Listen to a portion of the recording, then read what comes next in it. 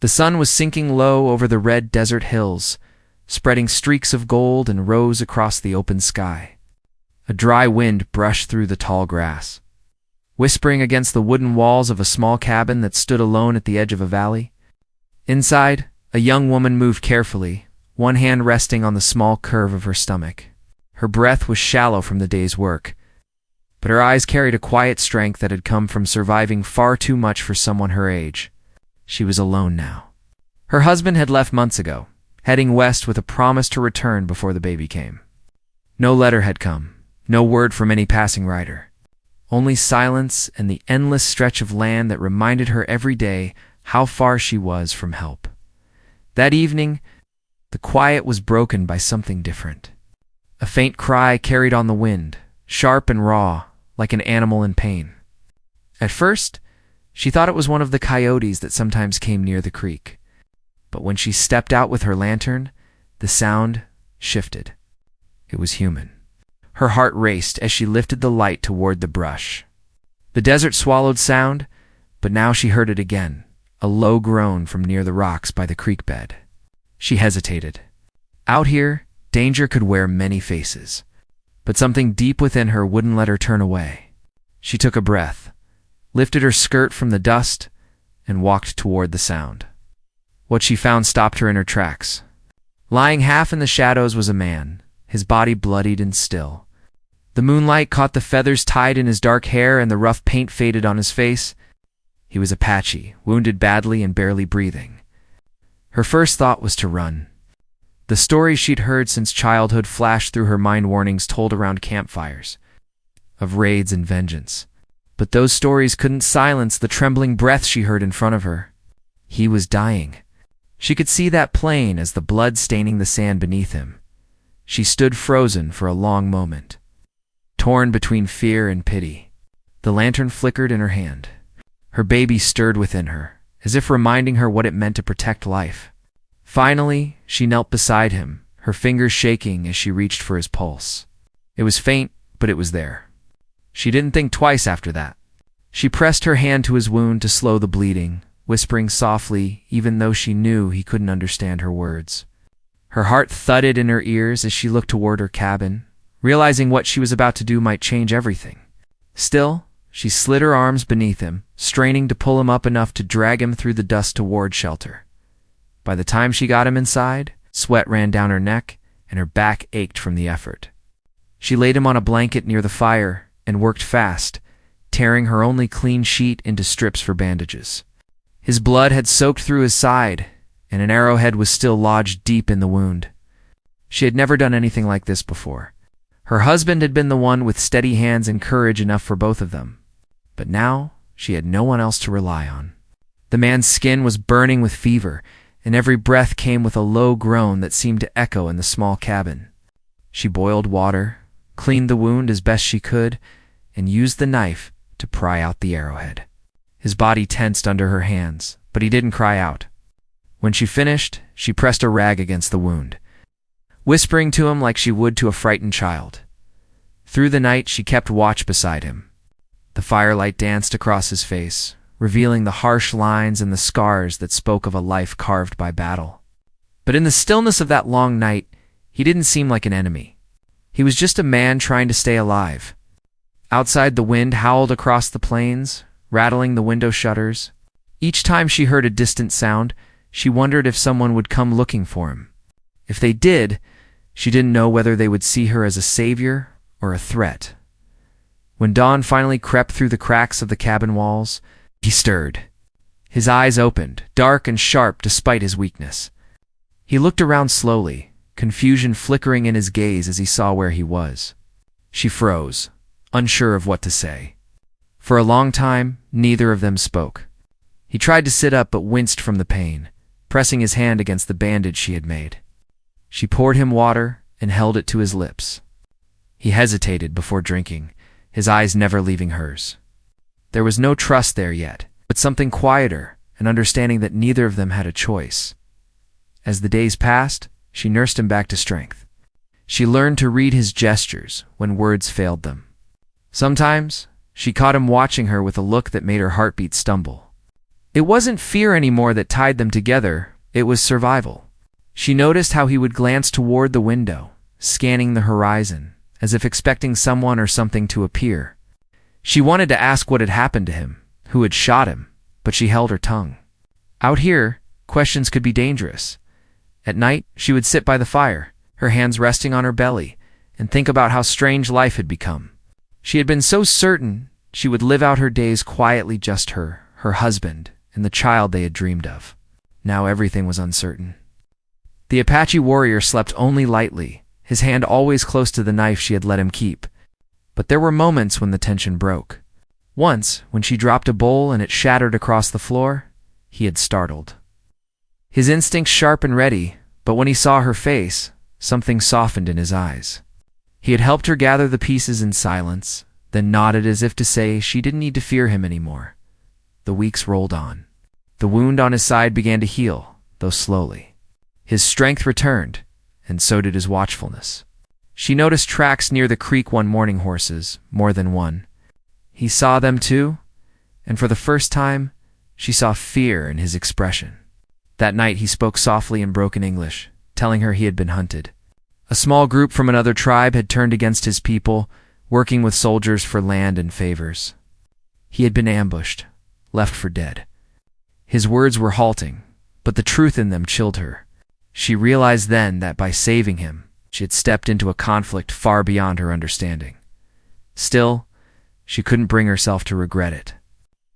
Something in her heart had changed. She saw the way he moved through the land with quiet respect, how he paused before stepping on living things, how he listened to the wind as if it carried voices. He had begun repairing her fence and fetching water, though every task left him wincing in pain. She knew he would leave soon, once he was strong enough. The thought left her hollow. One evening, as the sky burned orange and violet, she saw a thin trail of smoke rising in the distance. It wasn't from her chimney. Her breath caught. He saw it too, his eyes narrowing. Without a word, he gathered his few belongings and tightened the bandage on his side. She felt the fear coil in her stomach. Whoever was out there, they were close. She knew the sound of hoofbeats would follow. He turned to her, his voice low but certain, saying she must stay inside no matter what. His tone left no room for argument. The baby kicked inside her and she pressed her hands against her stomach. Realizing just how fragile her world had become, he took one last look at her before stepping into the twilight, his shadow long against the desert sand. She watched him go until he vanished behind the ridge. Then came the sound, distant at first, but growing louder. The beat of hooves, fast and angry, echoing across the valley. She rushed to the door, her heart hammering as she saw shapes moving in the dust. She didn't know if they were coming for him or for her. The light from the setting sun painted everything in blood-red hues.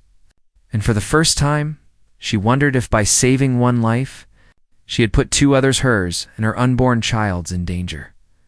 The wind picked up, slamming the shutters against the cabin walls. She stood frozen, one hand on her belly, the other gripping the doorframe, listening as the riders drew nearer. Somewhere out there, the man she had saved was waiting for what was coming.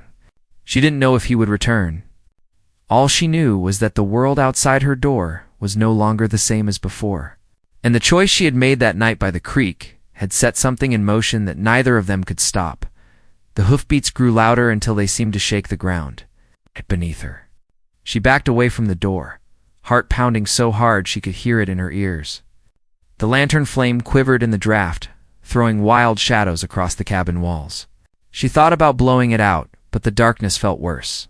Her hand trembled as she reached for the rifle her husband had left, leaning against the wall. It was old and heavy, but she remembered how to use it.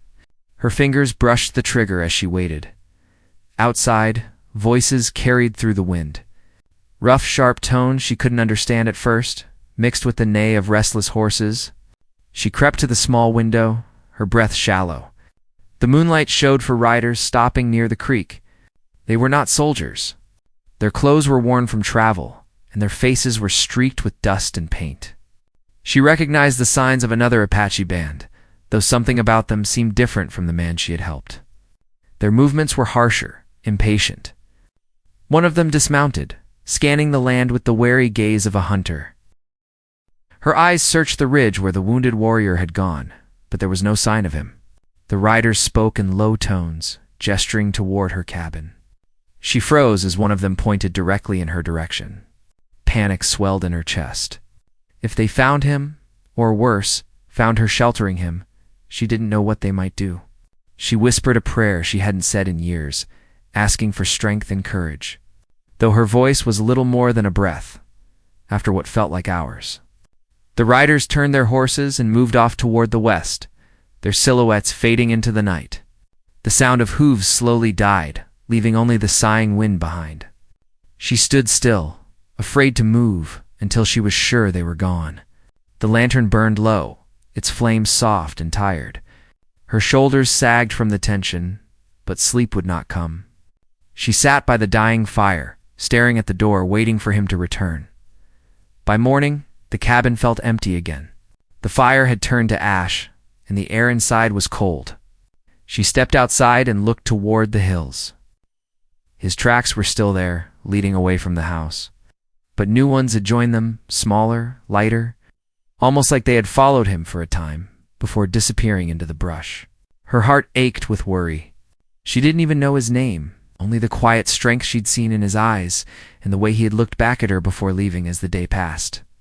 She forced herself to work as she always did, fetching water, tending the small garden, mending torn clothes, but her thoughts kept drifting to the man she had saved.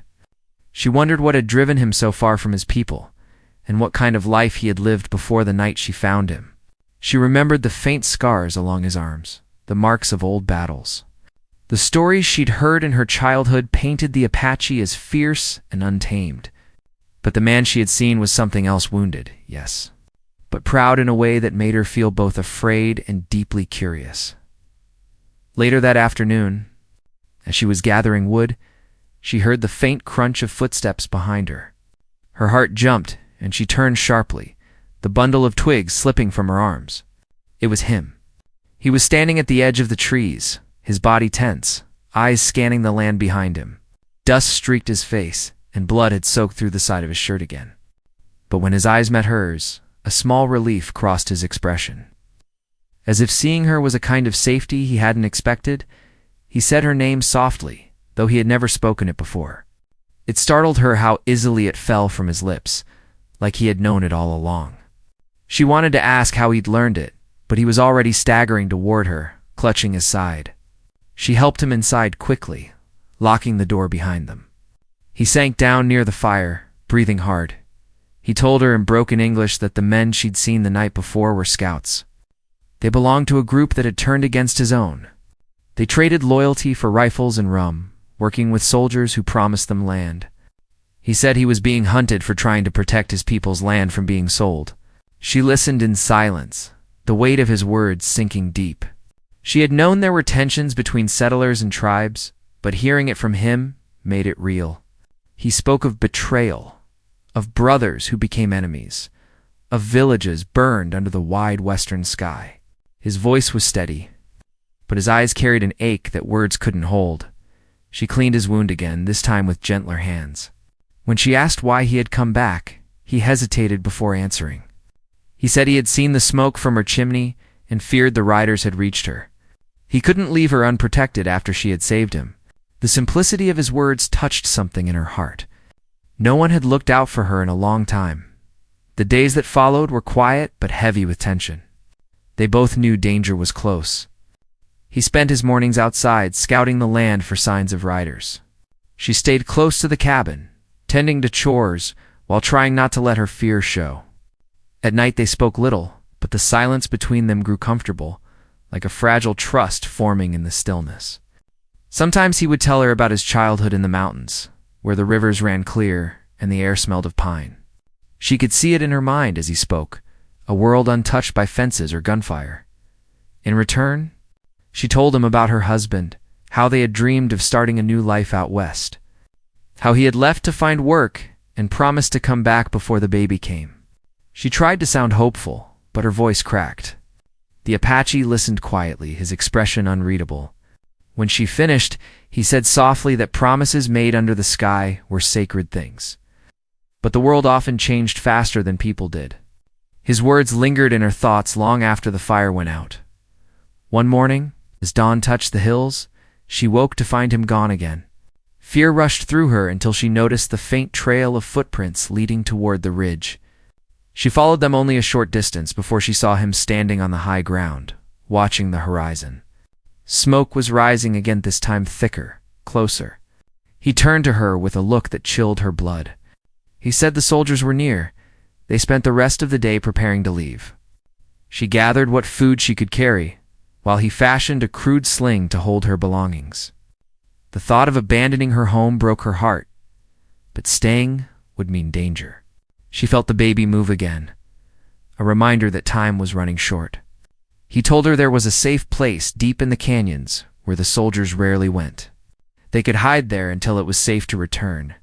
As the sun began to set, they left the cabin behind. The wind carried the scent of smoke, and the sky burned in streaks of crimson and gold. She looked back once, watching the little house shrink into the distance.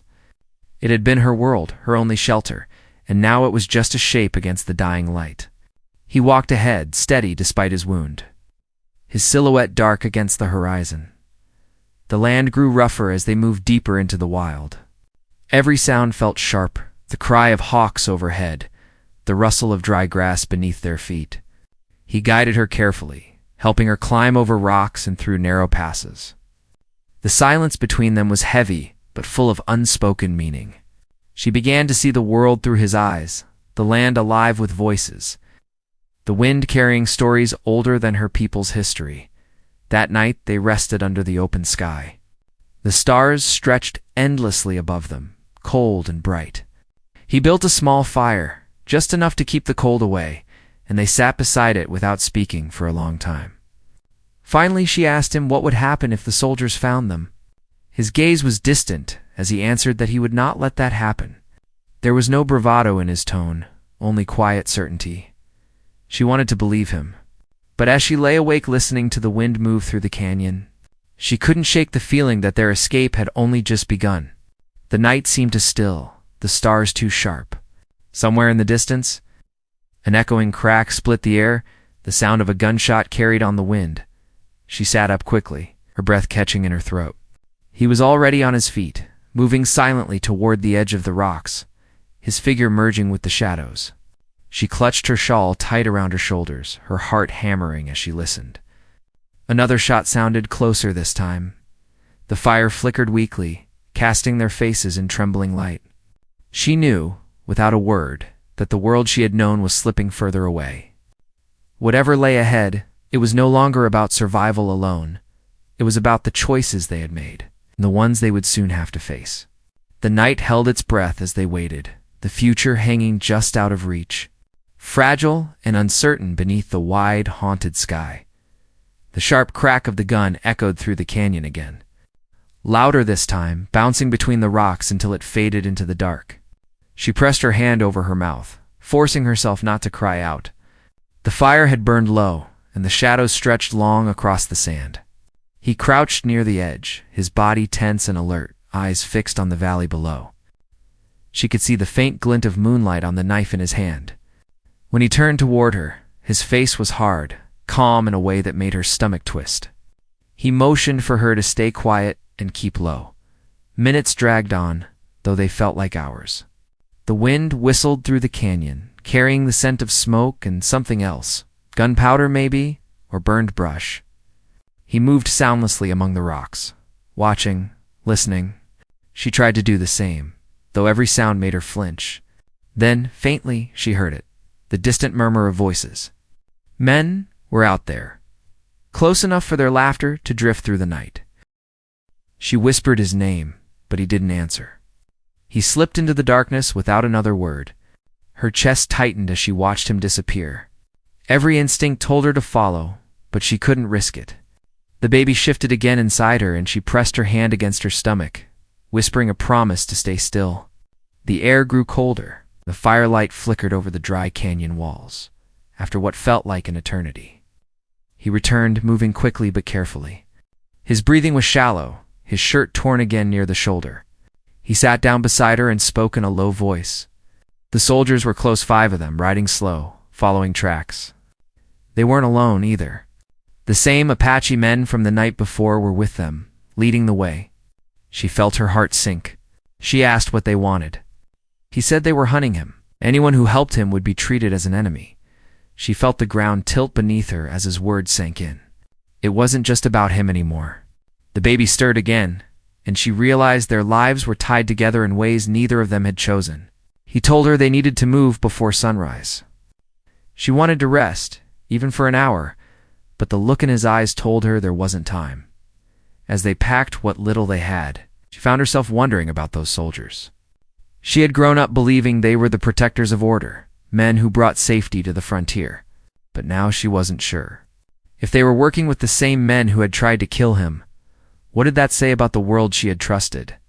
By dawn, they were already climbing through narrow cliffs, the air sharp and cold. Her feet ached, and her back throbbed with every step, but she didn't complain. He helped her when the rocks grew steep, his hands steady and warm. They stopped only once, by a thin stream trickling through the canyon floor. He filled their canteen and gave her water first. She noticed how his hands trembled slightly, not from fear but exhaustion. He had been wounded for too long, pushing himself beyond reason, as the day stretched on. They came to a wide clearing where the land opened toward distant hills. The light fell in bright stripes through the trees. She wanted to believe they were safe for a moment, but his expression told her otherwise. He studied the ground, then pointed toward a set of tracks cutting across the dirt. Horses again. Fresh ones. She swallowed hard. Whoever was following them hadn't given up. They took shelter in a cluster of rocks near the far edge of the clearing. From there, they could see miles of open land. She sat beside him, her body heavy with weariness. He watched the horizon, silent as ever. She wanted to ask him something, anything, to break the fear pressing on her chest. Instead, she asked him about his people. He seemed surprised at first, but then spoke quietly. He told her of his home in the White Mountains, of rivers that ran clear as glass and nights filled with song. His mother had taught him that the earth was alive, that every wind and tree carried a spirit. He said the war had changed everything. His tribe had been divided. Some wanted peace, others wanted to fight for what was theirs. He had tried to protect the ones who chose the old ways, and that had made him a target for both sides. As she listened, she began to see the story differently. The man beside her wasn't just a wounded warrior. He was someone caught between worlds, fighting to hold on to something the rest of the world was trying to erase. She realized how much of what she had been taught had come from fear and misunderstanding. The wind shifted again, carrying the sound of hooves from far off. He stiffened instantly, signaling her to stay low. She did, heart pounding as the faint rhythm grew louder. Dust rose on the horizon. A small group of riders, approaching fast. They ducked behind the rocks, holding their breath from their hiding place. She could see the flash of sunlight on metal, the blue of uniforms. Soldiers, 5 of them, just as he had said. The Apache scouts rode with them, pointing toward the hills. The soldiers stopped near the clearing, dismounted, and began to search. One of them called out, his voice echoing in the still air. She couldn't make out the words, but the tone was sharp, commanding. They watched in silence as the soldiers spread out. One man rode closer to the rocks, scanning the area. Her throat went dry. She pressed her back against the stone, clutching her shawl tight. The warrior beside her moved his hand toward his knife but didn't draw it. The soldier's horse snorted and turned back, hooves crunching against gravel. For a moment, she thought they were safe. Then the soldier stopped, his gaze fixed on the ground. He dismounted and knelt, studying something. She felt her stomach twist when she realized what it was, her footprints. Small and clear in the dirt, the soldier shouted for the others. Panic surged through her. The warrior grabbed her hand and pulled her deeper into the rocks, urging her to move quickly but quietly. They climbed until the canyon opened into a narrow path leading upward. Behind them, shouts rang out, followed by the heavy drum of boots. They ran until the path ended in a steep drop overlooking another valley. She stopped, gasping for breath. There was no way down without falling. He looked back, eyes darting toward the sound of pursuit. The shouts were closer now. He grabbed her arm and led her toward a narrow crevice in the rock face, barely wide enough for both of them. They squeezed inside just as the first soldier reached the ridge above. She could see them through a small gap in the rocks. The soldiers were scanning the valley, their rifles raised. One of the scouts knelt near the tracks, pointing toward the cliff. The leader barked an order, and the group spread out again. Her pulse pounded in her ears. She could feel the warmth of the warrior's arm pressed against hers, both of them holding their breath. The soldiers lingered for a long time before moving on. Even after they were gone, the warrior didn't move. He waited, listening until the sounds faded completely. Only then did he step out into the sunlight, his eyes scanning the horizon once more. She followed, unsteady on her feet. They had escaped. But it didn't feel like victory only borrowed time. They found a small cave farther along the ridge and decided to rest there for the night. He built a small fire near the entrance, using stones to block the glow. The cave walls were cold, but the fire brought a little warmth. She sat beside him, her hands trembling from exhaustion. He said they would have to keep moving at first light, heading deeper into the mountains. As they ate in silence, she thought about the soldiers. Were they really chasing him because of his past? Or was there something else, something bigger? She remembered the way the scouts had looked at her cabin that night, as if they already knew she was part of this story. Maybe they weren't just after him. Maybe someone had told them she had helped him, and now she was marked too. The thought made her shiver. He looked at her then, his expression softer than before. He told her she was brave, that most would have turned him away or left him to die. She didn't know what to say. She wasn't sure if what she had done was brave or foolish. But as she met his gaze, she realized she would do it again, no matter the cost. Outside, the wind rose, whistling through the narrow canyon. Somewhere in the distance, a coyote cried, long and mournful. She leaned back against the stone wall, trying to rest, though sleep wouldn't come. The fire's glow danced over the warrior's face, his eyes fixed on the darkness beyond the cave. He looked like a man carrying the weight of too many ghosts. She wondered if the soldiers would give up, or if they would keep chasing until they found them. Deep down, she already knew the answer. Out here, mercy was rare, and the frontier had a way of testing those who dared to stand against it. The night stretched on, filled with unspoken fears. Each sound, each flicker of wind, felt like a warning that the danger was far from over. And as the first light of dawn crept over the mountains, she understood that their journey and their fight had only just begun. The morning came pale and quiet, but the peace it brought was thin and fragile. A layer of mist hung over the canyon, softening the harsh outlines of the rocks. She woke before the sun, her body stiff and cold from the night. The Apache warrior was already outside the cave, crouched near the edge, scanning the land below. His movements were slow, cautious, every sense tuned to danger. When he turned, she saw the shadows under his eyes. He hadn't slept either. He said the soldiers were still near. Their campfires had glowed faintly in the distance during the night, a reminder that they were being hunted. He believed the soldiers and the scouts had split into smaller groups to search the canyons. That meant they were closing in.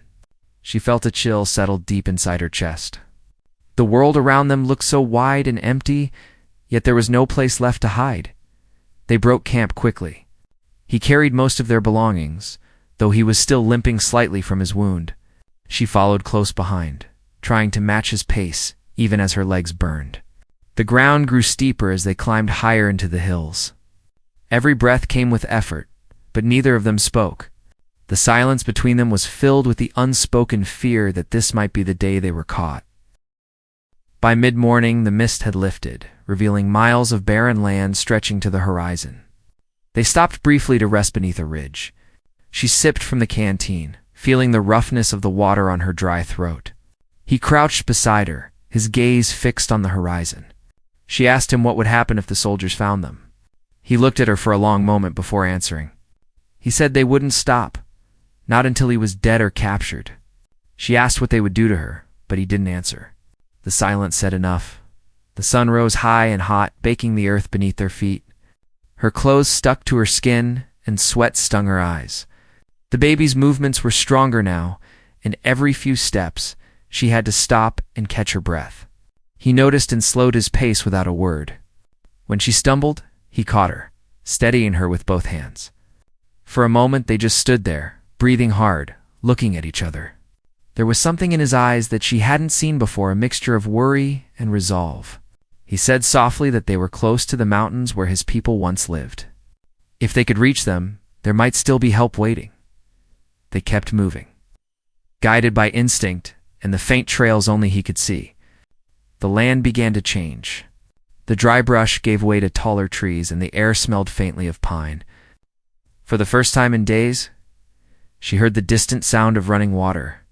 It gave her a spark of hope. But the moment was short-lived. Not long after, the sound of horses reached them again, faint at first. Then growing louder, he turned sharply, his eyes narrowing. They had been followed. She looked around in panic, her breath catching in her throat. The open ridge offered no cover, and the trees ahead were still too far away. He told her to run toward the forest while he led them in another direction. She shook her head, refusing to leave him. But he grabbed her shoulders, his voice low and urgent. He said if she stayed, they would both die. He promised he would find her again once it was safe. Her heart felt like it was breaking, but there was no time to argue. She turned and ran toward the line of trees, clutching her shawl as the wind whipped dust around her. Behind her, she heard the pounding of hooves and the echo of gunfire. The sound tore through the air, sharp and final. She wanted to turn back, but she couldn't. Every step sent pain shooting through her body, yet she kept running. The forest swallowed her at last. The air was cooler under the shade of the tall pines, but her lungs burned. She stumbled over roots and rocks, forcing herself to keep moving until she found a small clearing. She crouched there, gasping for breath, her hands shaking. The sounds of pursuit had faded, replaced only by the steady rush of the river nearby. Time seemed to slow. She didn't know how long she sat there, staring at the trees, listening for any sign of him. The forest felt too still. Every creak of a branch made her flinch. Then she heard it, a single shot, far away but unmistakable. Her heart leapt into her throat. She wanted to believe he was still alive. But the fear pressing against her chest said otherwise. As evening fell, she followed the river upstream, hoping to find some trace of him. The light filtered through the trees in golden streaks, turning the water to amber. Her feet were blistered and her legs felt weak, but she didn't stop. Somewhere ahead, a shadow moved between the trees. She froze, holding her breath. A moment later, he stepped into view, limping but alive. Relief washed over her so quickly that her knees nearly gave out. He had escaped, but barely. There was blood on his arm, fresh and dark, and a look in his eyes she hadn't seen before. Something fierce, desperate. He told her they had to keep moving. The soldiers would find the tracks again by morning. He said there was a narrow pass through the mountains, a path his people used long ago. It would be dangerous. But it was their only chance. They followed the river until it turned into a stream and vanished into the rocks. The air grew colder as night fell. The moon rose above the trees, pale and distant, lighting their way. The mountains loomed ahead, dark shapes against the sky. The trail was steep and narrow, forcing them to move slowly. She stumbled several times, and he caught her each time. His grip firm and steady. By the time they reached a small ledge overlooking the valley, the moon was high. They stopped to rest. Below them, the land stretched endlessly, and in the distance, faint pinpricks of light marked the soldiers' campfires. He studied them in silence. She could tell he was calculating, planning their next move. She wanted to ask him something. To break the heavy quiet between them. Instead, she said she was sorry. Sorry for getting him into this, for everything that had happened since the night she found him. He looked at her, his expression softening. He said she had nothing to be sorry for. He told her that saving him had given him something he hadn't had in a long time, a reason to keep fighting. The words hit her harder than she expected. For a brief moment, the fear faded, replaced by something deeper, something fragile but real. The world outside seemed to pause, the wind holding still.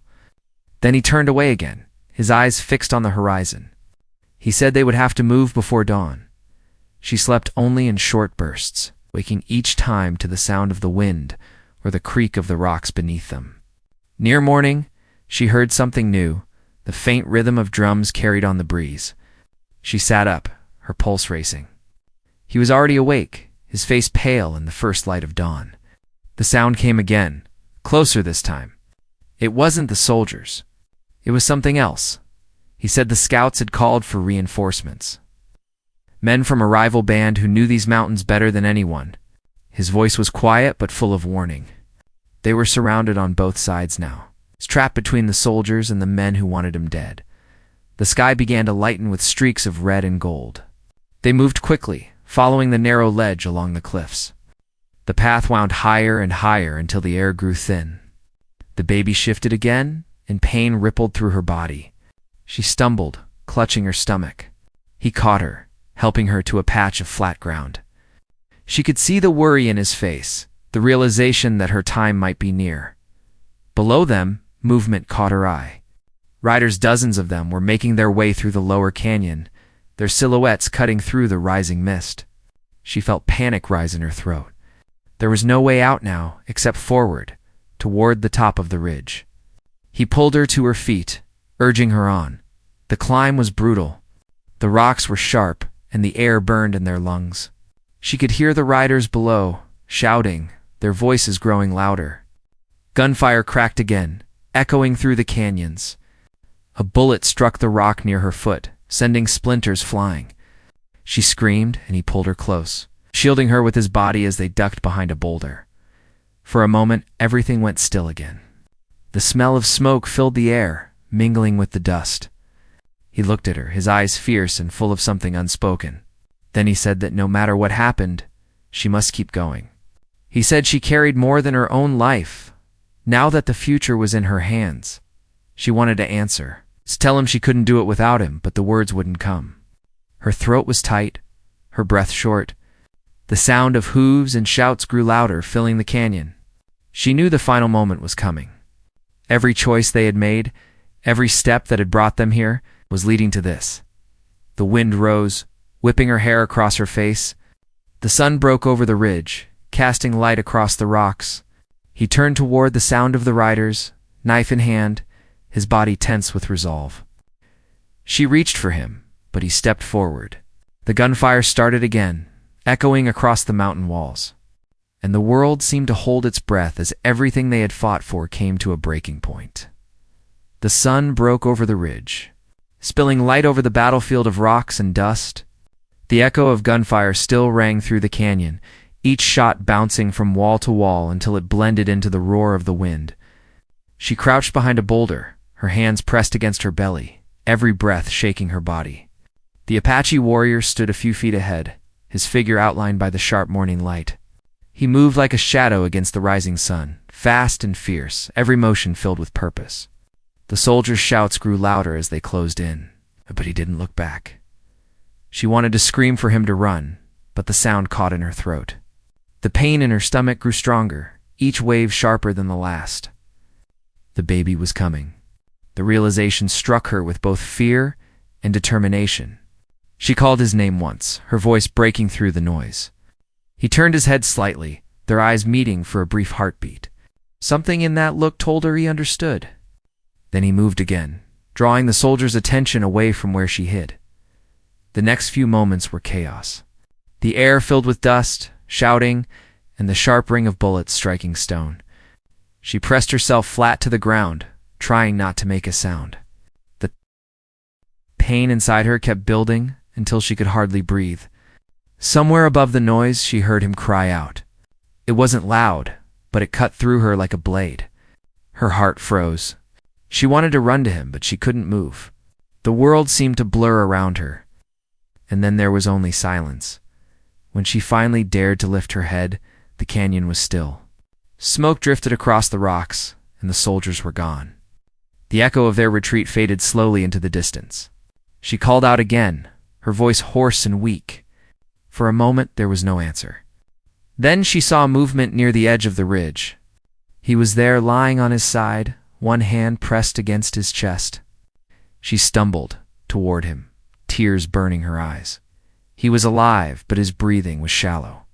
Blood stained his shirt, dark and spreading fast. She knelt beside him, taking his hand. He looked up at her, his face pale but calm. He told her that the soldiers were gone, that she had to go on now to find the valley beyond the mountains. She shook her head, refusing to leave him. But he smiled faintly and told her that his time had already come. What mattered now was her and the child. She held his hand tightly, unable to stop the tears. He told her that his people used to say, life was a circle, that nothing truly ended, and only changed form. He said if the child lived, a piece of him would live too. His voice grew weaker with each word, but his eyes stayed on hers until the very end. When the wind rose again, carrying dust across the ridge, she knew he was gone. For a long time she didn't move. The world felt too quiet, too heavy. The only sound was the whisper of the wind and the distant cry of a hawk overhead. She looked out over the mountains and thought about everything that had brought them here, the choices. The fear, the courage that had kept them both alive. Then another pain hit, stronger than before, pulling her back to the present. The baby was ready to come. She found shelter near the edge of the forest, beneath a hollow in the rocks where the wind couldn't reach. She worked through the pain alone, her body trembling with exhaustion and fear. Hours passed in a blur of struggle and tears until the sound of a newborn's cry filled the quiet air.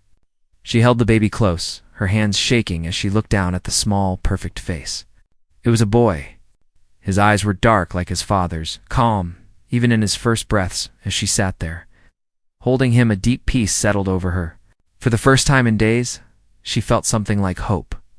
The forest around her seemed alive again, the rustle of the trees, the soft murmur of the stream nearby, the faint warmth of the sun reaching through the leaves. She whispered to the baby that they had made it, that his father's strength had carried them both through. She named him after the Apache warrior, said his spirit would always be remembered in the days that followed. She made her way through the mountains, moving slowly but steadily. The path was hard, but she was not afraid anymore. Every step felt like a promise to the man she had lost, to the child she carried, and to herself. The world around her began to change as the land opened into a wide green valley. The air was fresher there, the sound of the river clear and bright. She knew she had found the place he had spoken of. The valley became her new home. She built a small shelter near the river, using wood and stone she gathered from the forest. Life was simple, but it was hers. She grew food, gathered herbs, and learned the rhythm of the land. The baby grew stronger each day, his laughter filling the quiet spaces where grief used to live. Sometimes, when the wind blew a certain way, she thought she could still hear his father's voice, soft, distant, carried through the trees. Years passed, and the boy grew curious about the world beyond their valley. She told him stories about his father, about his courage, his kindness, and the way he fought not for hate, but for freedom. She taught him that bravery wasn't about fighting, but about protecting what you love. The boy listened closely, his eyes wide with wonder. He said one day he would go see the mountains for himself and find the places where his father once walked, as the seasons changed. She began to understand what the warrior had meant when he spoke about life being a circle. The pain of the past didn't vanish, but it softened. It became part of her strength, something she carried without fear. The world was still uncertain and sometimes cruel, but she had learned to meet it with quiet resolve. On warm evenings, she would sit by the river and watch the sunset paint the sky in shades of gold and red. The boy would play nearby, his laughter echoing through the valley. She often thought about the journey that had brought them here, the fear, the loss, the love that had survived even in the darkest moments. It all felt like a long road leading to this peace. She knew that the story of their escape, the Apache who had fought and the woman who had believed, would one day fade into memory. But she also knew that stories like theirs didn't truly disappear. They lived on in the blood of those who came after. In the quiet courage passed down from one generation to the next, one evening, as the light faded and the first stars began to appear, She took the boy to the ridge above the valley. She showed him the mountains beyond and said that was where his father had stood, where he had made his final stand so they could live. The boy looked out at the view with wide eyes and asked if his father was still watching. She smiled and told him that as long as the wind moved through the trees and the rivers kept flowing, his spirit would always be near. He reached for her hand, and together they stood there. The world spread out before them, vast and endless. The pain, the fear, the struggles, all of it had led to this single, quiet moment of understanding. Life, she realized, was not about the battles we win or lose, but about the people we love and the hope we carry forward. When the night settled fully and the stars filled the sky, she whispered a quiet thank you to the wind.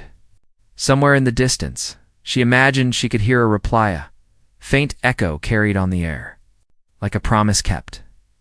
And as the boy leaned against her, safe and warm, she knew that the story was not one of loss, but of endurance. The Apache's courage lived on through their son, and her strength had turned tragedy into new beginnings. The land that had once been filled with danger was now a place of peace, where the sound of the river and the whisper of the wind told their story over and over again, reminding anyone who listened that love, when born from sacrifice, never truly fades.